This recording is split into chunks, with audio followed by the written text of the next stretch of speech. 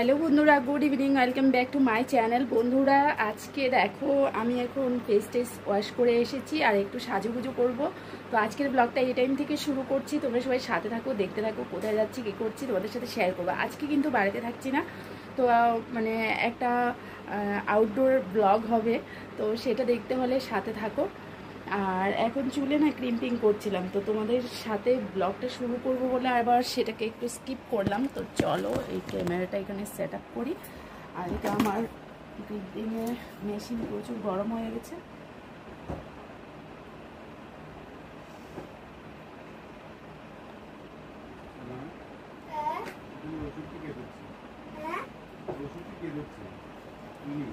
তো এই যে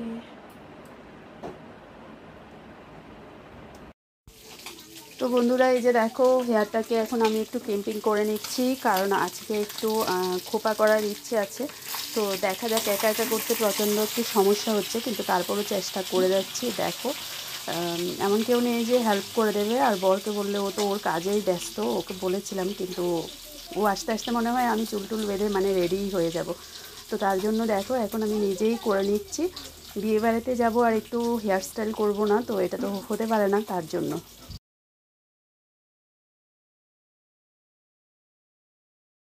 তো বন্ধুরা এই যে দেখো এদিকে আমি সেজে গুজে রেডি হয়ে গেছি, আর আমাকে কেমন লাগছে অবশ্যই জানিও। এই যে দেখো এখানে একটা বেলি ফুলের মালাও লাগিয়ে নিয়েছি, একটা খোপা করে নিয়েছি। আর আজকে এই শাড়িটা অনেক দিন বাদে আবার বের হয়েছে, এই পর্যন্ত নিয়ে শাড়িটা দুবার পরা হয়েছে।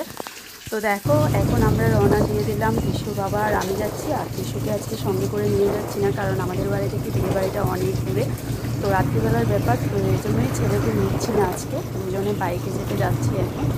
আর দেখো মোটামুটি মানে কাছাকাছি চলে এসেছি, মানে বিয়েবাড়ির কাছাকাছি চলে এসেছি। এই যে এখানে বিয়েবাড়ির আগে এখানে একটা মন্দির, মানে একটা দক্ষিণেশ্বরী মন্দিরের আদলে মানে এই মন্দিরটা হয়েছিল। তো দেখো এখন আমরা ঢুকে যাব বিয়েবাড়িতে।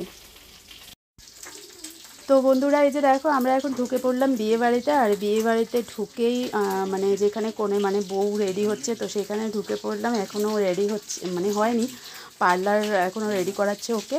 আর আমি একটু ক্যামেরা বন্দি করে নিলাম, আর আমাকেও একটু তোমাদের সাথে একটু শেয়ার করে নিলাম। দেখো তো এখানে বসে একটু মানে অনেকক্ষণ ধরে একটু গল্প আড্ডা এসব হয়েছিল। এদিকে বউ রেডি হচ্ছে আর এখানে গল্প হচ্ছে।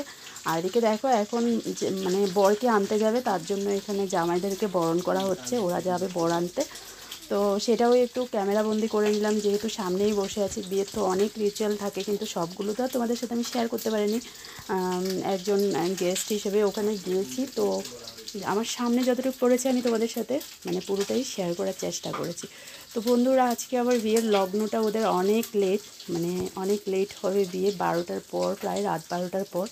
তো তার জন্য আমরা এখন কি করব বলো তো, এখন আমরা বসে যাব হলো খেতে, কারণ এখন বেজে গেছে 10টা সাড়ে 10টার মতো। তো দেখো এখানে ত্রিশুর বাবা আর আমি বসে পড়লাম খেতে, কারণ আমরা খাওয়া দাওয়াটা কমপ্লিট করে তারপর না হয় কিছুক্ষণ মানে বসবো ওখানে, বর আসবে, তারপর এদিকে থেকে হয়তো যাবো বাড়িতে। তো দেখো খেতে বসে গেছি।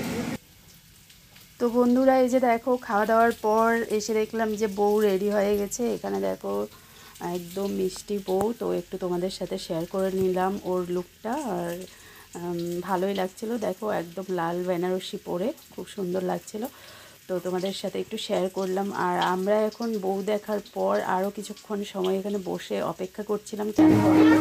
কারণ বর আসবে, টাইম হয়ে এসেছে, বর আসলে দেখে তারপর আমরা বাড়ির উদ্দেশ্যে রওনা দেবো। তো এই যে দেখো এখন বর চলে এসেছে আর আমরা গেটে দাঁড়িয়ে পড়েছি সবাই। তো আমি একটু দূর থেকেই ক্যামেরা করছিলাম, তার জন্য একটু ভালোভাবে এখনও দেখাতে পারছি না। এই যে দেখো বর, তো তোমাদেরকে আরেকটু ভালোভাবে দেখাবো, তার জন্য অপেক্ষা করো তোমরা।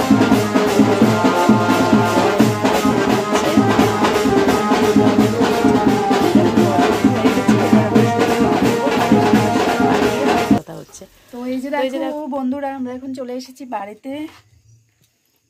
আর এই যে জাস্ট মাত্র ঘরে ঢুকলাম, এই পিছনে ত্রিশুর বাবা।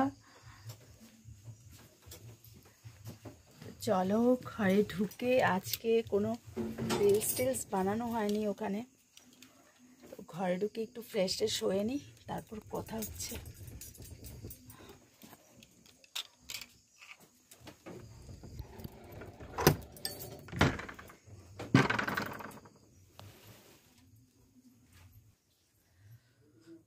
তো দেখো যাওয়ার আগে কত শাড়ি বের করেছি। এই যে এখানে শাড়ি, ঘরের অবস্থা দেখো কি অবস্থা করে তারপর বেরোলাম। কোথাও যাওয়ার আগে বন্ধুরা এরকমই হয়। আর হেয়ার স্টাইল পুরো চেঞ্জ হয়ে গেছে, এত বাতাস, বাইকে করে গিয়েছি আমরা। তো চলো এখন একটু ফ্রেশ ট্রেশ হয়ে নিই, ঠিক আছে? তারপর আবার পরে কথা হচ্ছে তোমাদের সাথে।